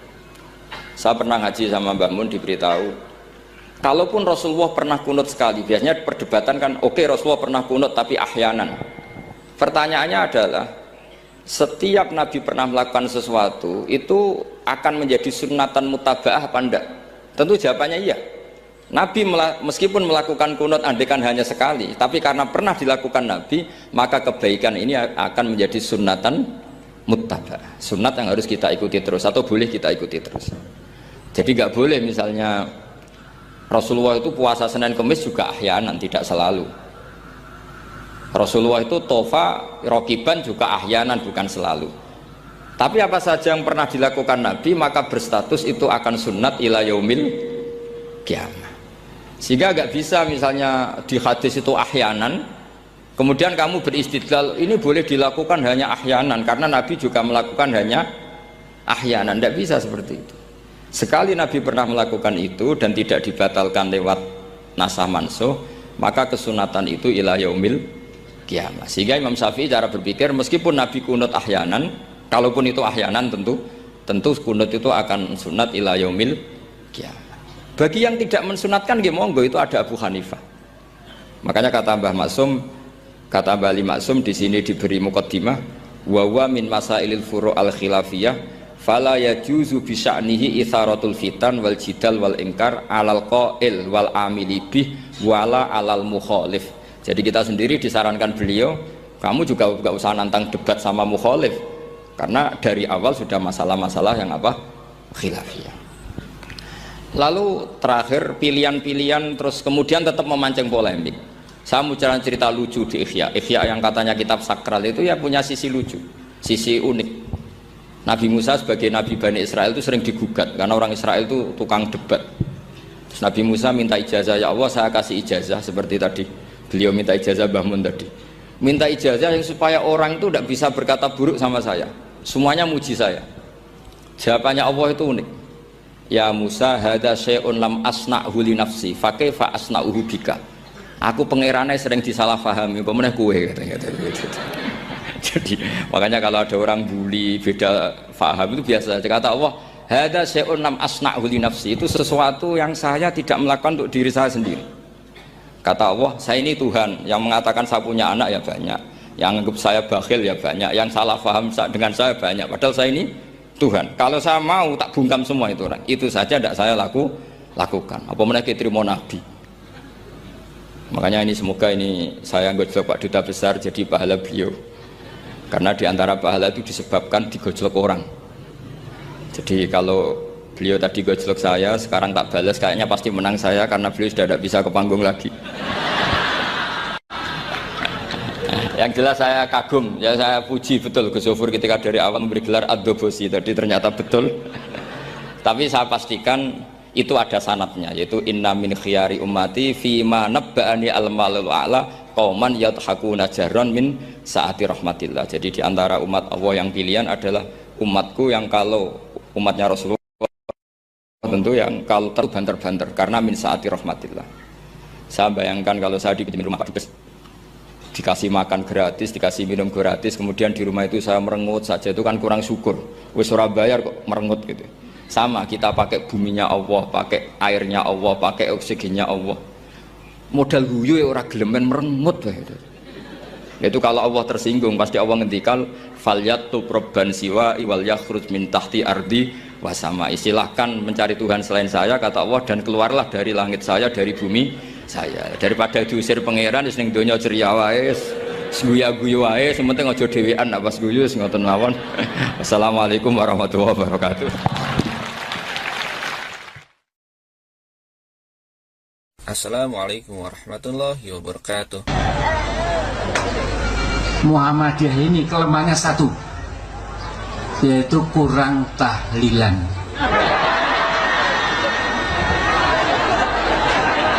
Ini saya betul-betul mengajak kita tingkatkan tahlilan kita. Cukup malah debat tahlil hukumnya piye. Ya tahlil kalimat thayyibah hukumnya ya apa? Anak pitung dina tradisi Buddha ya pitung dinane tradisi Buddha kalimat tetap kalimat thayyibah. Tapi misalnya ana sing ra gelem tahlil ya ora apa-apa, sing penting tetep nglafadzno kalimat cuma ra seneng dinane 7. Ya gawe 8. Misalnya gedeng 7 ya gawe 8 kan gampang. Nah gedeng 7, gedeng 8 ya gawe siji, sementing ora anti kalimah thayyibah, mau anti modele. Ya ndak apa-apa, kowe kudu cocok ndak cocok biasa. Ini ilmu semuanya bebas. Ilmu itu wilayah pangeran. Artinya wilayah pangeran nanti yang uji itu kan pangeran. Ngapain debat kamu sekarang? Kita sering kritik Wahabi, kita juga sering dikritik Wahabi, biasa saja. Saya sering ketemu ulama Wahabi, saling menghormati nggak apa-apa. Meskipun saling kritik, ya gejol-gejolkan ya biasa, nggak masalah. Orang alim mulai dulu kritik-kritikan biasa. Imam Syafi'i sama gurunya sering gejol-gejolkan. Pas atas nama orang alim ya gejol-gejolkan.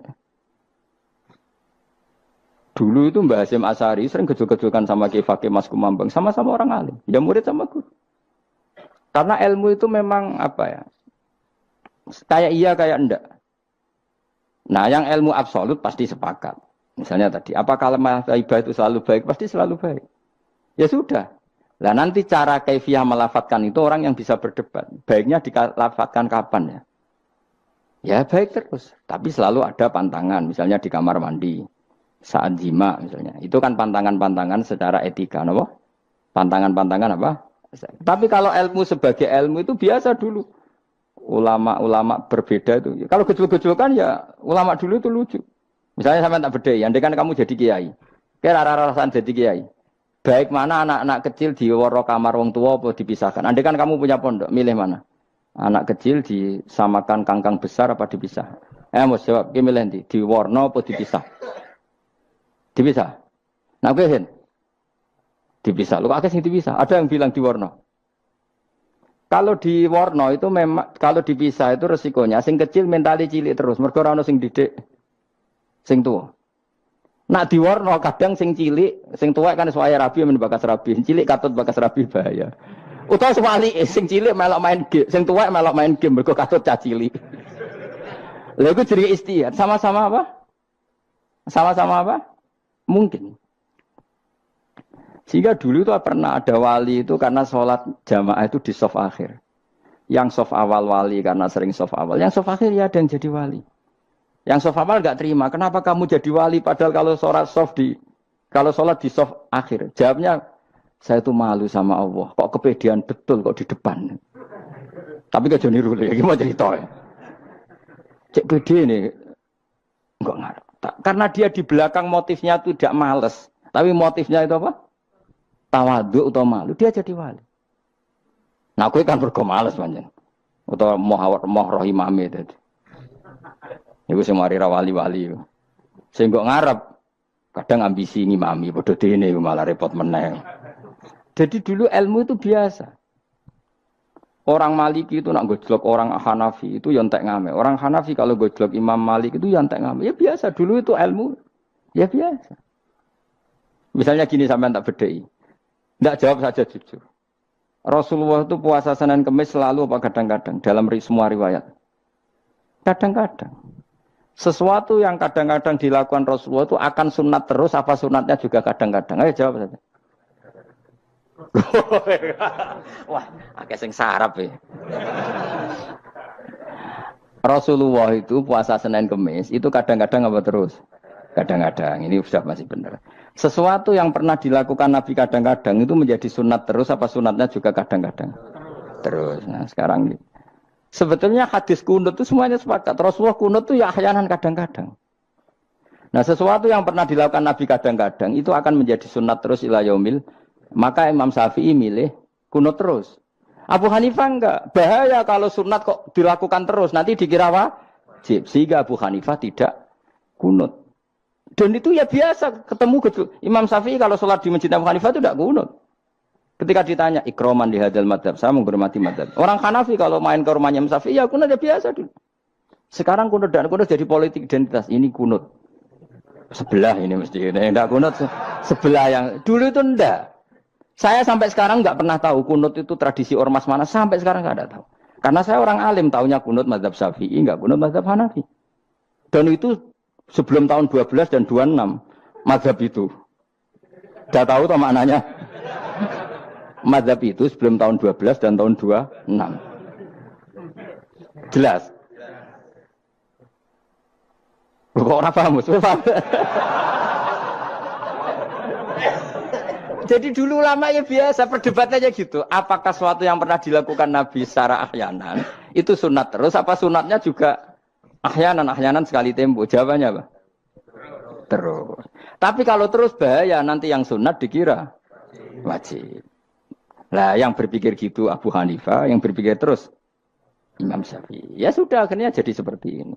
Dulu itu nggak jadi politik identitas, saling menghormati. Imam Syafi'i itu Abu Hanifah sudah kabundut. Pernah sholat di masjid Abu Hanifah tidak kunut. Ketika ditanya, ikroman lihadzal madhab. Saya menghormati madhab ini. Entah angen-angen nak kunut terus nggak dikira wajib. Orang-orang Hanafi kalau ke rumahnya Imam Syafi'i di komunitasnya juga kunut. Ya sudah biasa dulu seperti itu. Makanya kita ini harus ngaji. Dulu itu biasa ulama gejol-gejolkan perkara madhab. Kayak yang saya contohkan tadi. Orang yang membatalkan puasa lewat jima itu kan sanksinya berat.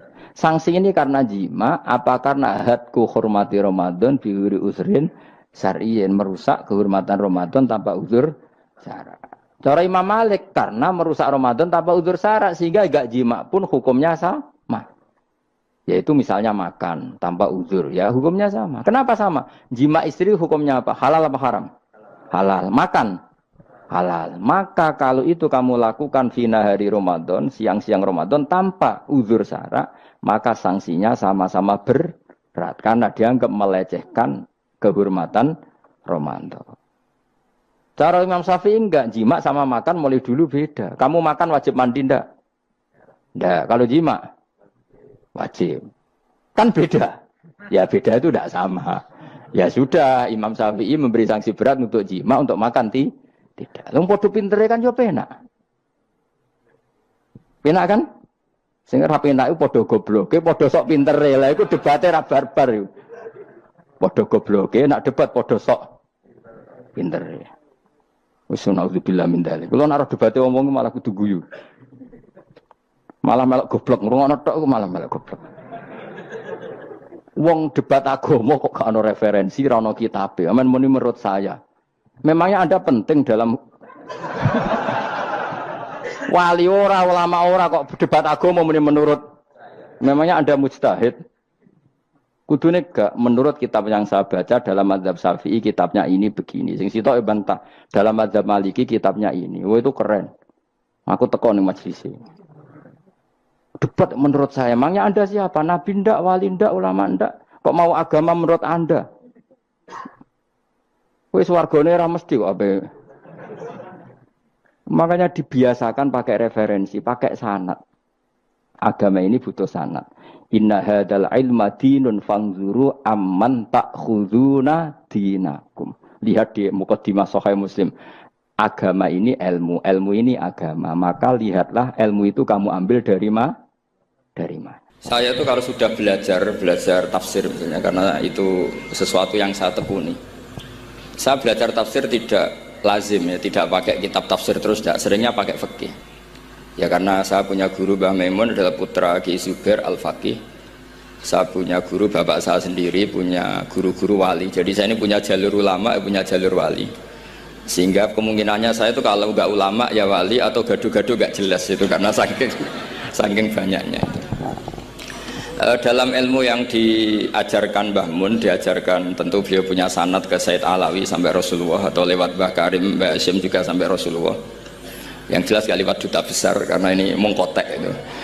Itu bahaya kalau sanad lewat apa? Duta besar. Sanadnya begini. Ada riwayat yang ditulis kitab Ihya, juga ditulis kitab Khilyatil Auliya. Itu memang yang menopang perilaku duta besar tadi. Inna min khiyari umati qauman yadhakuna jahron min saati rahmatillah. Itu dalam kitab Khilyatul Auliya redaksinya malah inna min khiyari umati fi ma nabba'ani al-mala'ul a'la. Qauman yadhakuna jahron min saati rahmatillah. Jadi termasuk umat-umatku yang pilihan adalah itu komunitas kaum yang kalau guyu itu buanter-banter itu. Sehingga saya khawatir duta besar tadi ngakak-ngakak gitu apa bagian dari kewaliannya ya gitu. Karena disebut khiyarul ummah, umat-umat apa? Pilihan. Meskipun kayaknya enggak juga, tapi ini cerita saja kan. Jadi inna min khiyari ummati fi ma nabba'ani al-malul a'la qauman yadhakuna jahran min saati rahmatillah. Lalu saya mikir kenapa itu jadi khiyarul ummah. Bali itu masyhur seneng guyon. Mbah Mun ya masyhur seneng guyon. Bapak saya seneng guyon. Saya dulu itu iskal, ada kaji gitu terkenal agak punya will itu. Ya agak maksiat agak ceritanya. Ini agak katut juta besar tadi, makanya saya ngomong perempuan. Kaji itu agak ada gosip suka will. Ketika Mbah Mun ketemu bapak saya itu bilang begini, "Lho Nur, bapak saya namanya Rosalim. Apa iku ayu kok nganti kajiku seneng?" "Lho ayu, Mbah." Bahasane tentang ayu. Saya dulu iskal kenapa Ki bakas wong ayu gitu. Tapi setelah saya tambah alim, tambah tahu itu. Sama harus ikrar memang tambah alim, paham itu artinya tambah alim. Akhirnya Mbah Mun cerita gini. Nah aku kefikian malah jadi qadzaf. Jadi qadzaf misalnya gini, Anda terlalu Islam serius, pasti komentarnya gini. Kaji kok demenan. Kaji kok katut wedoan. Serius tapi akhirnya menabrak satu aturan yang dilarang Allah SWT. Itu kalau kamu menuduh zina jadi qadzaf, kalau kamu bilang kaji kok katut wedok jadi suudzon. Maka bahasan yang netral adalah lho ayu no kok nganti katut ya. Ayu Mbah, iya ya wajar wong ya mesti katut wong ayu gitu. Itu filosofi. Jadi di balik guyon itu ada trik untuk menghindari ke fikih atau ke ketentuan fikih yang salah. Yaitu kalau kamu kejebak ekstrim, kaji kok seneng wong ayu, kaji kok demenan, maka berarti Anda qadzaf. Qadzaf itu menuduh orang lain yang enggak jelas apa buktinya. Maka guyon ini satu-satunya cara menghindari kesalahan yang lebih fatal. Sehingga di sini dibutuhkan kemampuan seni mengelola agama supaya agama ini tetap ceria. Saya berkali-kali cerita kalau ngaji, Imam Syafi'i itu kalau ditanya, diberitahu orang yang nyium tangan jenengan, yang di depan jenengan itu hormat, itu di luar ngerasani jenengan, bully jenengan. Jawabnya Imam Syafi'i itu tertawa-tawa. Baguslah, berarti saya wibawa, di depan saya buktinya tidak berani. Kata. Jadi enteng saja. Dijawab enteng saja. Baguslah, berarti saya wibawa. Nyatanya di depan saya tidak berani. Tapi banyak orang membenci jenengan karena fikih jenengan. Jawabnya Imam Syafi'i seneng lagi. Baguslah, nggak seneng saya pasti nggak pernah ngutang saya. Coba kalau kamu seneng juta besar itu pasti minta tolong. Mau masuk apa saja lah. Tapi kalau benci Pak juta besar pasti malu kan minta tolong. Untung mana kamu dibenci orang sama disenangi orang. Karena kalau dibenci orang yang benci itu pasti tidak utang kamu, tidak ngerepoti kamu, tidak senang. Jadi Imam Syafi'i itu ngadepi dunia itu enteng saja, diberitahu itu orang itu nggak suka kamu gini-gini. Ya bagus lah. Sehingga beliau ngendikan terkenal sekali, waman asa'a ilaika faqad atlaqaka. Orang yang berbuat buruk sama kamu berarti membebaskan kamu. Karena orang ini pasti nggak akan ngerepoti kamu. Jadi ulama-ulama dulu ciri khasnya adalah ar-ridho anillah, melihat apa saja itu sudah ridho. Dan ridho itu ekspresi paling gampang ya ceria, seneng. Nah kemudian tadi kan saya bilang terakhir ini yang paling terakhir saya baca trik menjaga perbedaan ini tetap kondusif. Saya neliti kitab Bali Maksum sampai khatam, termasuk kitab yang saya letakkan di kamar khusus itu diantaranya ada kitabnya Bali Maksum, Naduman Sulam Taufiknya Mbah Hamid yang karangan orang-orang Indonesia. Tentu terbanyak ya kitabnya Mbah Mun, Mbah Zubair. Bahkan saya masih punya catatan tangan tulisannya Basim Asyari karena beliau pernah nyurati buyut saya ketika khatam Sahih Muslim yang keluarga Kudus. Terus banyaklah saya punya, termasuk saya punya tulisan tangannya Kiai Fakih Mas Gumambang, gurunya Mbah Zubair. Saya memang dokumenter kitab, sehingga saya maaf sekali kalau pidato umum itu memang saya tidak keahlian saya. Karena itu harus dobes, itu tidak keahlian ulama, dobes itu tidak keahlian ulama. Ini saya baca singkat, tapi semoga ini barokah karena ini kholnya Bali Maksum. Semua mubalek tadi pakai catatannya sendiri, jadi itu ngekholi dirinya sendiri. Ini saya pakai orisinil kitabnya Bali Maksum. Jadi saya mungkin penceramah terbaik karena sesuai konteksnya itu. Lah ini enggak. Ini kholnya Bali Maksum cerita syairnya sendiri tentang rokok lagi. Bolot lagi. Yes. Ya semoga diampuni oleh Allah Subhanahu wa taala. Ini ngendikane beliau tentang meminimalkan konflik. Ini saya baca di bab Al-Mithalul Awal. Jawazu hibati thawabil qiraah wa shadaqah lil mayyit wa wusuli thawabil qiraah wa a'malil birril mayyit. Kita berkeyakinan bahwa yasinan, tahlilan itu sampai ke mayit. Itu boleh kita hadiahkan dan sampai ke mayit. Kata Bali Maksum, wa huwa min masailil furu' al khilafiyah. Fala yajuzu bi sya'nihi itharatul fitan wal jidal wal inkar. Alal qail wal amili bihi wala alal mukhalif. Ini dari awal masalah khilafiyah. Sehingga agak perlu jadi konflik yang berkelanjutan, baik kita menuntut yang melakukan itu atau menuntut yang menentang itu. Karena dari awal ini masalah furu'iyah. Sing nglakoni nggih monggo, sing nentang nggih napa? Monggo. Selama ini kan kita yang melakukan memaksa orang lain menerima, yang menentang memaksa orang lain menghentikan. Ini tidak fair kata Bali. Kata beliau itu gak fair. Wala yang bagi ayaqa bainahuma ma la yang bagi wuquhu bainal akhwaini muslimaini. Kata beliau, wala in kana lil mani'i mustanadun fa inna li ghairihi mustanadan kadzalik. Kalau yang melarang tahlilan, melarang yasinan dikirimkan ke mayit itu punya mustanad, punya sanad, yang bagi yang membolehkan juga punya sanad. Kalau ada kiai yang kalau pidato nangis itu sanadnya banyak dan benar, tapi yang uraan kayak Pak Duta Besar juga banyak. Semuanya ada sanad. Jadi kata beliau sederhana saja, kalau al-mani'un, orang yang menolak itu punya sanad, kita yang membolehkan juga punya sanad. Tapi kata beliau dengan enteng, dengan ceria, ini masalah furu'iyah. Enggak perlu jadi itsaratul fitan wal jidal wal khisam. Kata beliau enggak perlu jadi perdebatan. Makanya pesan saya sama santri-santri kerap ya, sebetulnya masalah kita ini tercerabut dari ilmu. Coba dari awal Anda katakan yang tidak kunut itu Abu Hanifah, yang kunut itu Imam Syafi'i, maka melihat orang tidak kunut itu keren karena Al-Hanafi, pengikut mazhab Hanafi. Yang kunut juga keren karena pengikut mazhab Syafi'i. Tapi kita tidak, di zaman akhir kunut dan tidak kunut ini jadi politik identitas. Sehingga yang nggak kunut itu Muhammadiyah misalnya, yang kunut itu NU. Mana ada Basim Asy'ari sebagai mujaddid atau mujtahid yang mengharuskan kunut, atau Mbah Ahmad Dahlan yang melarang apa? Kunut. Wong dua beliau sama-sama pernah ngaji Syekh Khotib Minangkabau, pernah ngaji Mbah Mahfud ketika di Mekah. Jadi cobalah ilmu itu diperkuat sehingga kita mengatakan kunut adalah sunat menurut Imam Syafi'i, tidak sunat menurut mazhab Abu Hanifah. Sehingga enak sekali karena kita berdasar ilmu. Menyangkut sawabul kiroah atau sawabu amalil khairi, apakah sampai ke mayat apa enggak, ini kata beliau, kata Mbah Ali Maksum, beliau justru menukil Ibnu Taimiyah yang notabene sering dipakai dalil para orang-orang sana. Saya tidak tahu itu orang sana, itu Pak Duta itu yang tahu itu. Itu kalau ini mirip kitab Said Muhammad. Jadi Said Muhammad itu kalau istidlal sering pakai Ibnu Taimiyah karena itu yang dipakai mereka. Tapi ternyata Ibnu Taimiyah, qala Ibnu Taimiyah innal mayyit yantafi'u bi qiraatil Qur'an kama yantafi'u bil ibadah al maliyah minas shadaqah wa nahwiha. Terus faqala Ibnu Qayyim fi kitabir ruh afdalu ma yuhda ilal mayyit as-shadaqah wal istighfar wa du'a lahu wal hajju anhu. Artinya gini, kita sekarang ini tidak pernah kayak Bali Maksum pakai dalil jawazu ihda lil mayyit itu berdasar Ibnu Taimiyah dan Ibnu Qayyim. Kita seakan-akan Ibnu Taimiyah itu orang yang pasti melarang itu. Sehingga kita itu terus mengatakan sing nyunatno tahlilan ku sapa? Mbah Hasyim atau Mbah Fakih atau siapalah. Meskipun riwayat ini mukhtalifah dari Mbah Hasyim.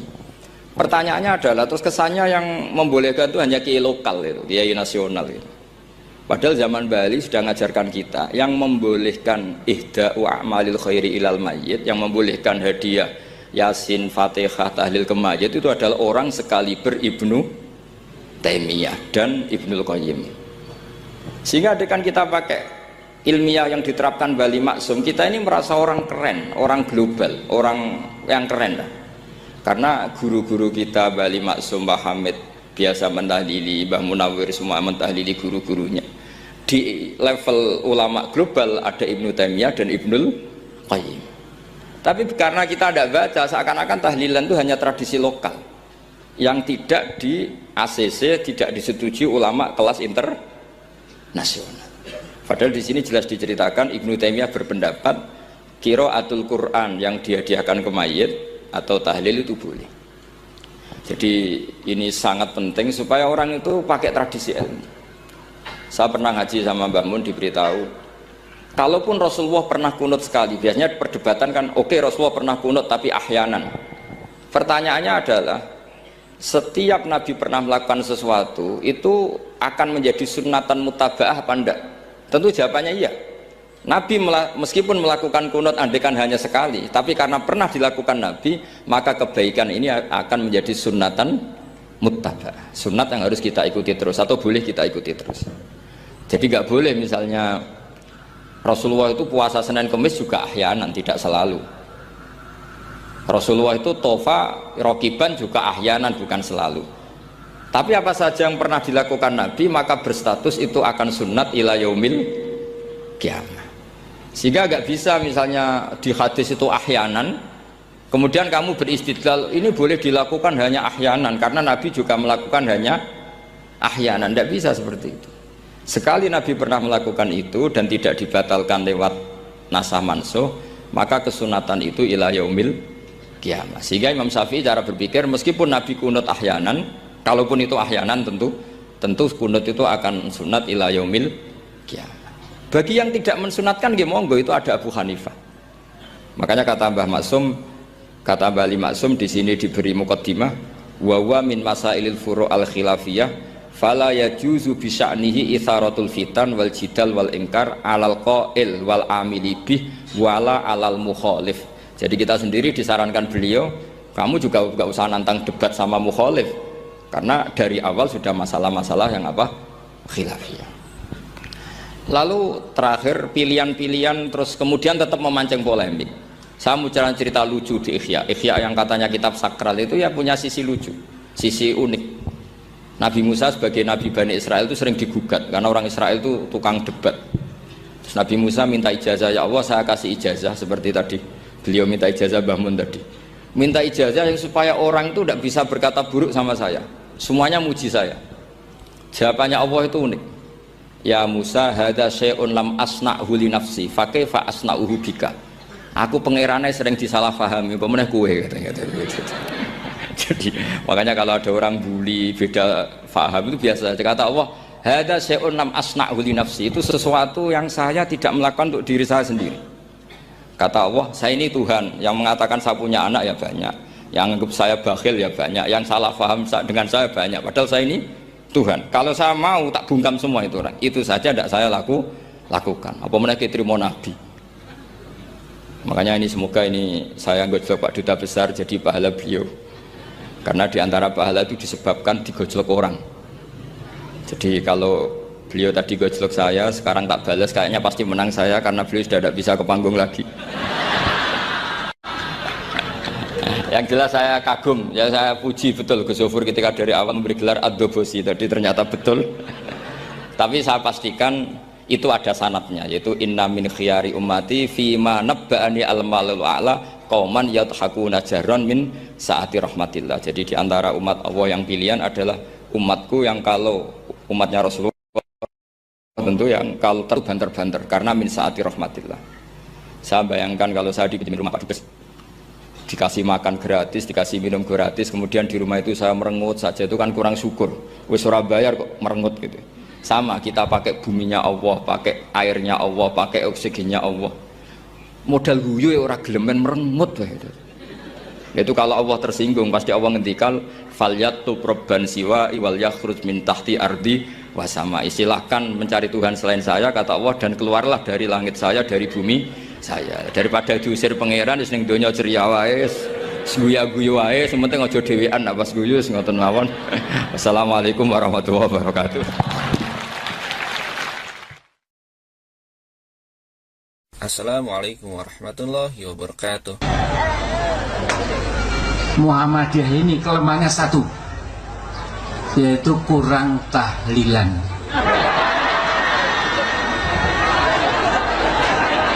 Ini saya betul-betul mengajak kita tingkatkan tahlilan kita.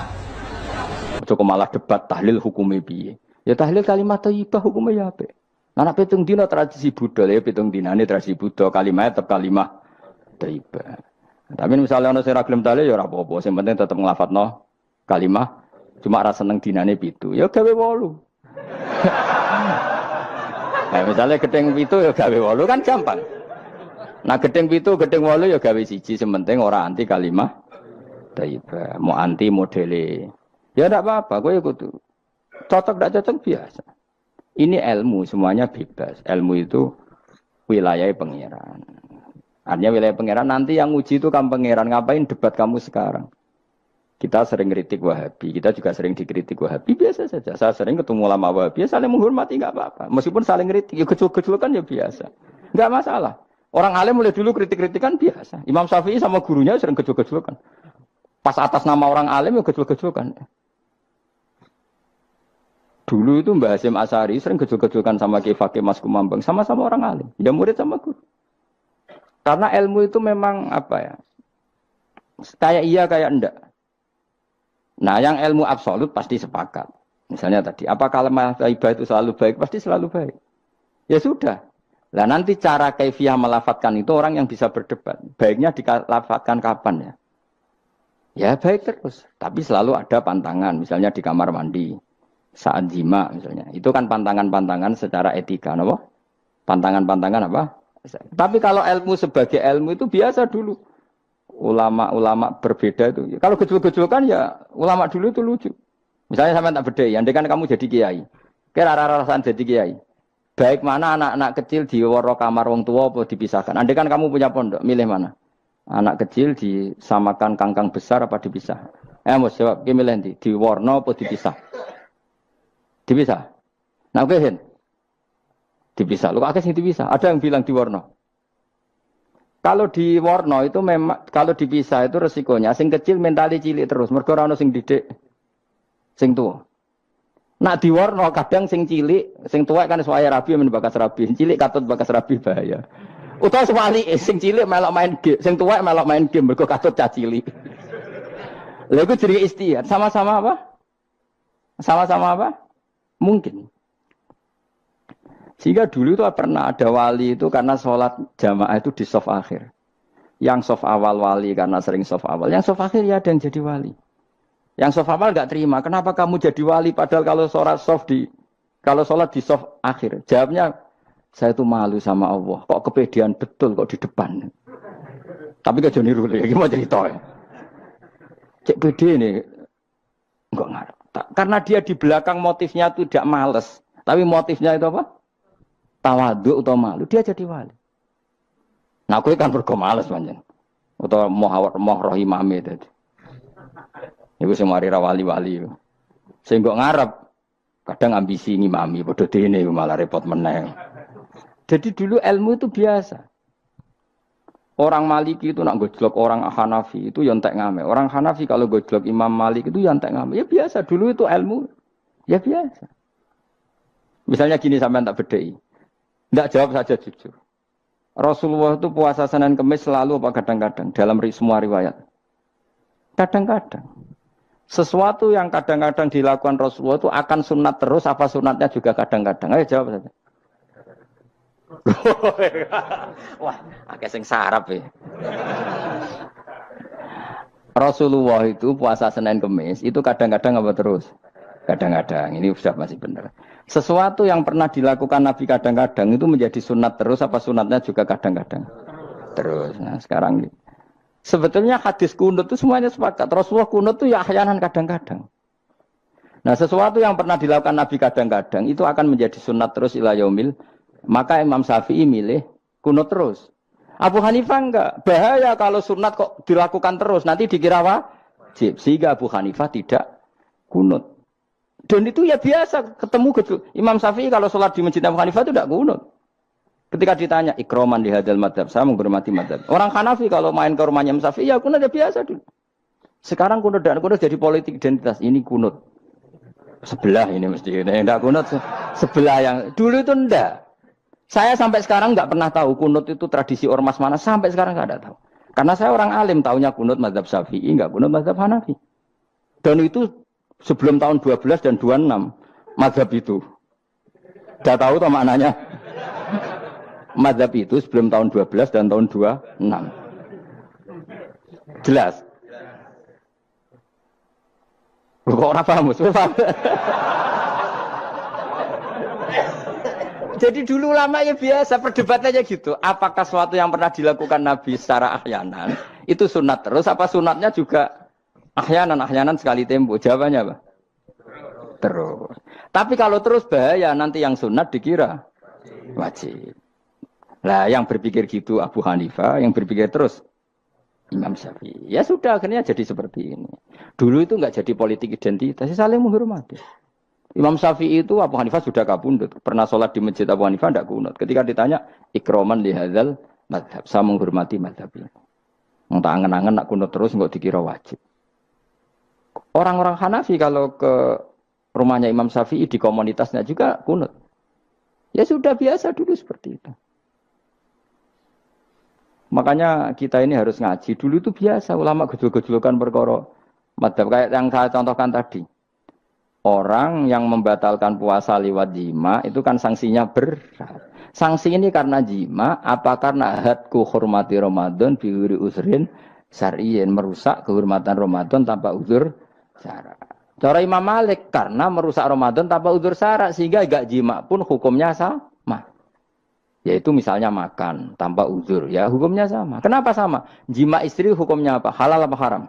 Halal. Makan halal. Maka kalau itu kamu lakukan fina hari Ramadan, siang-siang Ramadan tanpa uzur syarak, maka sanksinya sama-sama berat karena dianggap melecehkan kehormatan romanto.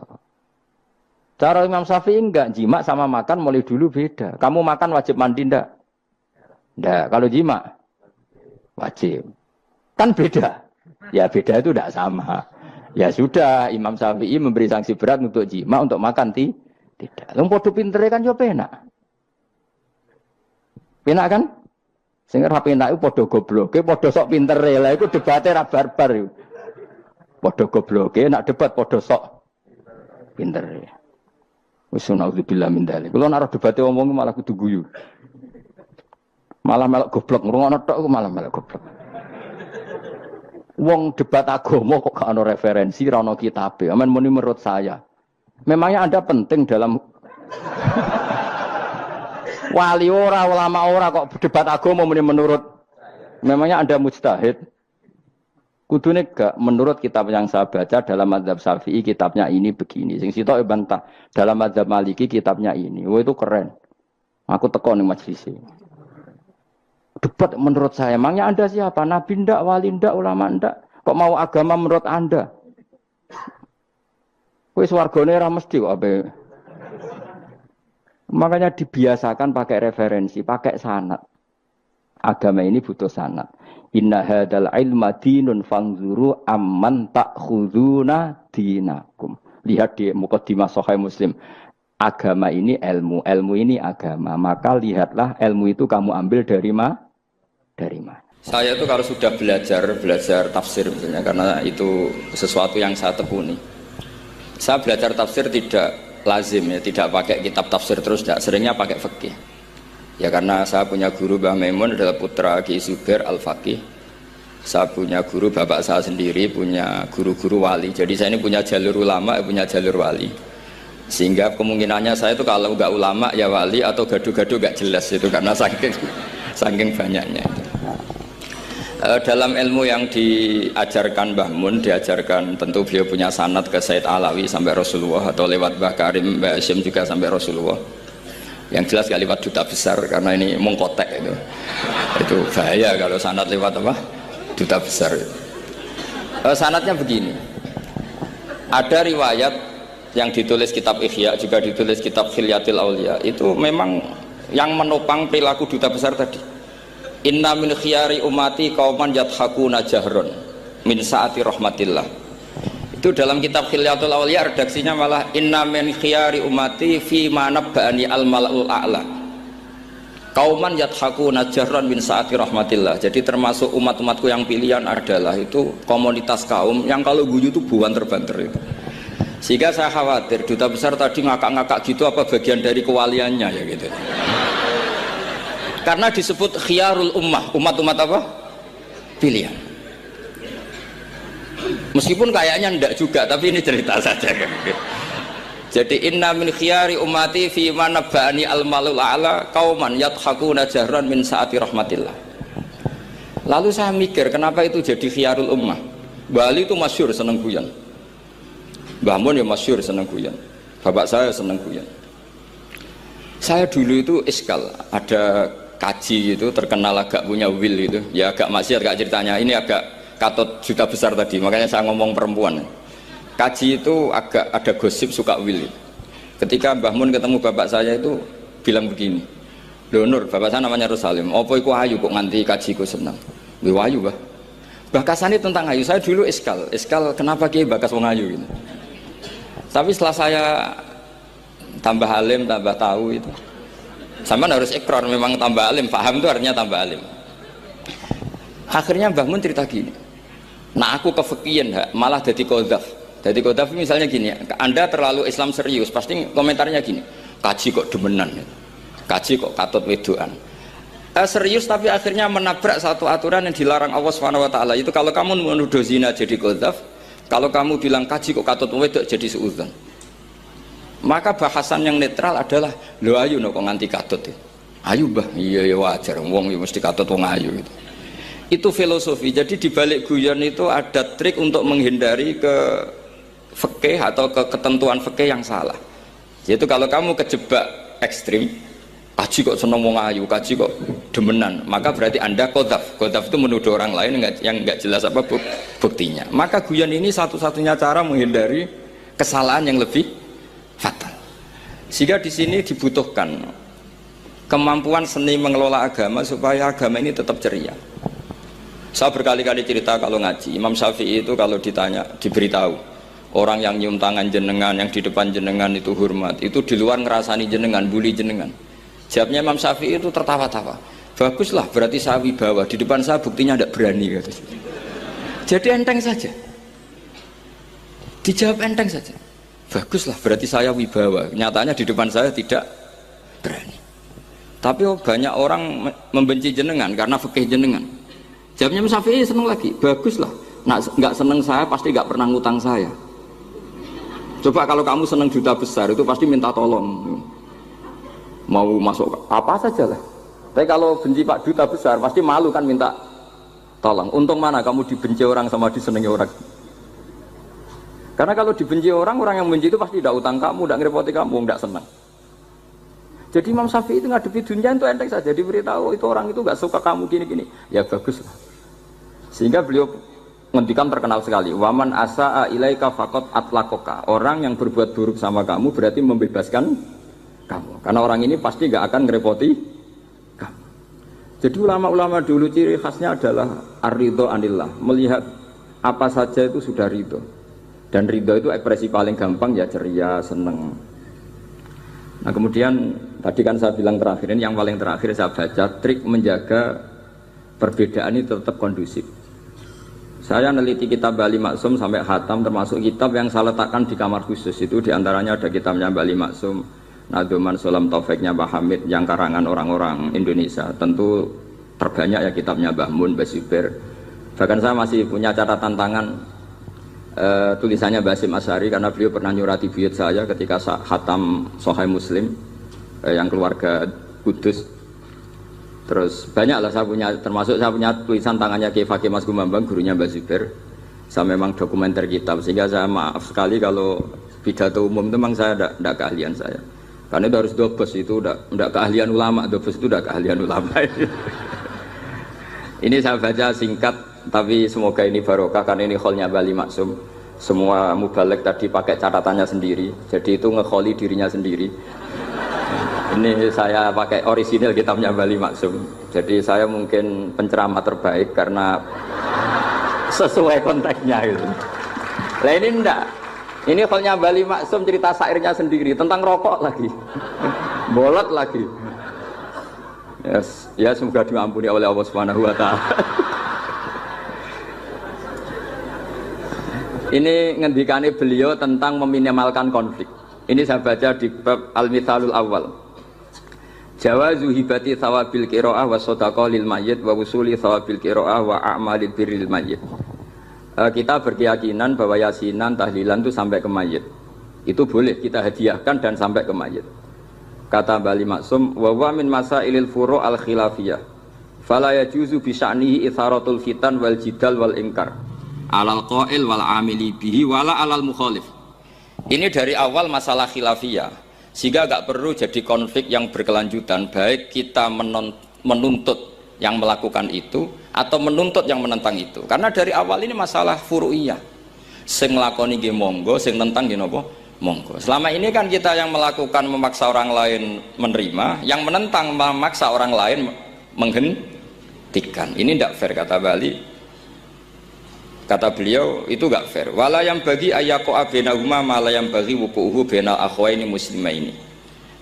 Kata beliau wala in kana lil mani'i mustanadun fa inna li ghairihi mustanadan kadzalik. Kalau yang melarang tahlilan, melarang yasinan dikirimkan ke mayit itu punya mustanad, punya sanad, yang bagi yang membolehkan juga punya sanad.